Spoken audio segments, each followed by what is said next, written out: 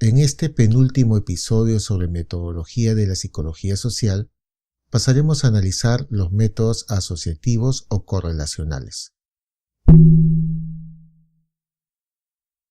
Empezaremos por el principal método asociativo, el método correlacional, que es un método cuantitativo. Normalmente este método se aplica cuando tenemos una teoría que nos sugiere ciertas relaciones entre variables. Por ejemplo, en relación al caso de Ivan Theiss, podríamos teorizar que las personas de menor educación serían más proclives a expresar prejuicios y por lo tanto más proclives a creer que Theiss escribió lo que escribió porque quería dañar la reputación del Perú en el extranjero. En cambio, las personas con mayor educación tendrían mayores herramientas para analizar información y por lo tanto serían menos proclives a dejarse llevar por prejuicios. En consecuencia, su reacción ante lo escrito por Theiss, según esta teoría, tendería a ser menos colérica y agresiva que las de las personas de menor nivel educativo. Entonces, en este caso, tendríamos dos variables. Por un lado, actitud hacia Theiss y por otro lado, el nivel educativo. Según la teoría que acabamos de expresar, mientras mayor es el nivel educativo, más positiva debería ser la actitud. Y al revés, mientras menor el nivel educativo, menos positiva debería ser la actitud. Para determinar si esto es así, nos tocaría, primero, buscar una muestra de personas escogidas de manera aleatoria, es decir, al azar, y representantes de la población que yo quiero estudiar. Segundo, generar una escala que mida la actitud hacia Theiss, con ítems como en una escala del 1 al 5, donde 1 es totalmente en desacuerdo y 5 totalmente de acuerdo, ¿cómo te sientes en relación al artículo de Ivan Theiss en el que se afirma que la comida peruana es indigesta? Por ese caso, ítem es otra forma de decir pregunta de una encuesta. Luego tendríamos que aplicarle la encuesta a nuestra muestra y por último, analizar los resultados. Lo que vamos a usar para analizar los resultados en este caso específico es una herramienta estadística llamada correlación. Se trata de un indicador que varía entre un valor de 0, cuando no hay correlación alguna, a un valor de 1, cuando hay correlación perfecta. Mientras mayor sea el valor del indicador, más fuerte la asociación o correlación. El signo indica si la correlación es directa, si una variable sube, la otra también, o inversa, cuando una variable sube en valor, la otra baja su valor. Siguiendo con nuestro ejemplo, la hipótesis que nuestra teoría nos indica sería, conforme sube el grado de instrucción de la persona, la actitud hacia Theiss es más favorable. Como la actitud hacia Theiss la estamos midiendo con una escala que va del 1 al 5, donde 5 es totalmente de acuerdo con él y 1 es totalmente en desacuerdo con él, nuestra predicción será que la correlación entre ambas variables es positiva. O sea, a mayor educación, mayor acuerdo con o mejor actitud hacia Theiss. Y al revés, a menor educación, menor acuerdo con o peor actitud hacia Theiss. Es lo que se llama una correlación directa. Un ejemplo fácil de entender de correlación inversa es, por ejemplo, la correlación entre el grado de agresividad de una persona y el número de amigos cercanos que esa persona declara tener. Sería una correlación inversa porque lo que esperamos es que a mayor agresividad, menor número de amigos cercanos. Es decir, sube la agresividad, baja la cantidad de amigos y viceversa. Baja la agresividad, sube el número de amigos cercanos. En este segundo ejemplo, el índice de correlación tomaría valores negativos, es decir, menores que 0.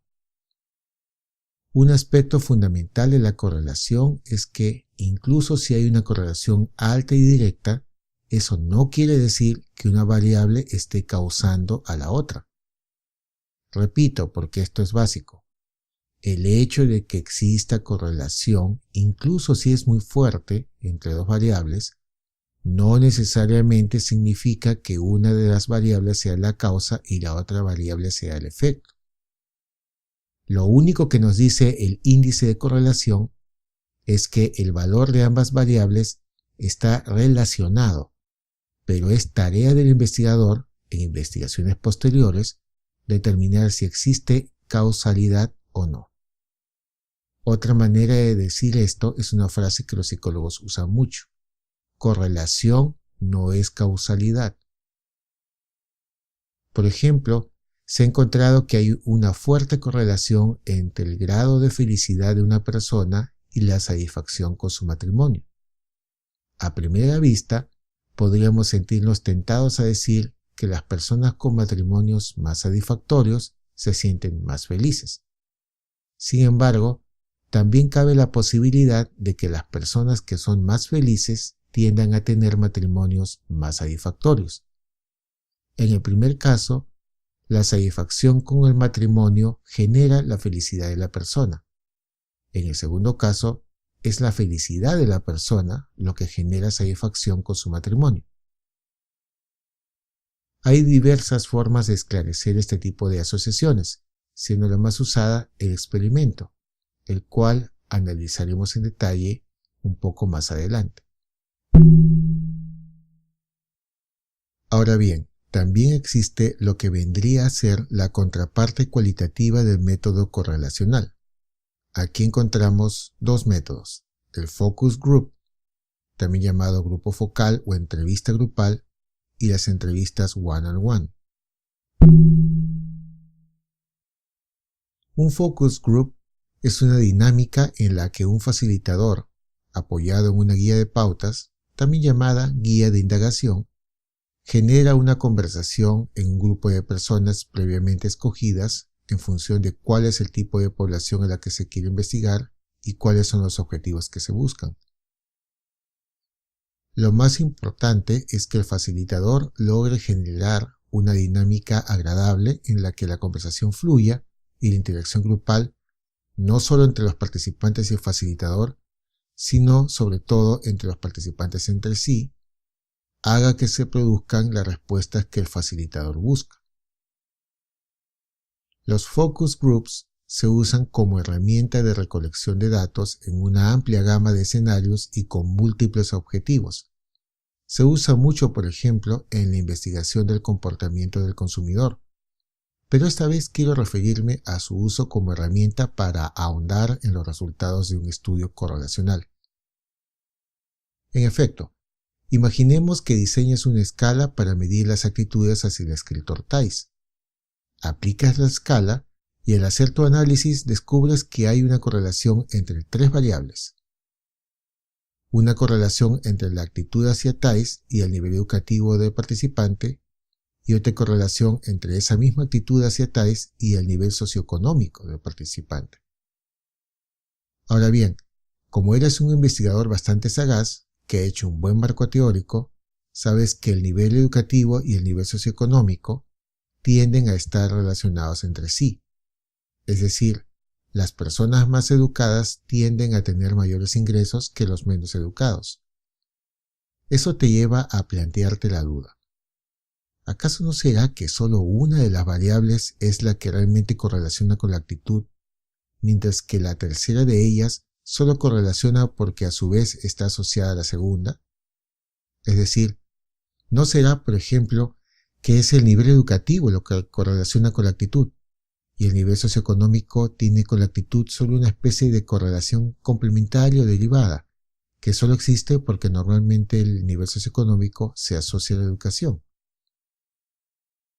Es ahí donde métodos como el focus group o la entrevista one-on-one pueden serte útiles para esclarecer cuál es la verdadera asociación entre estas variables.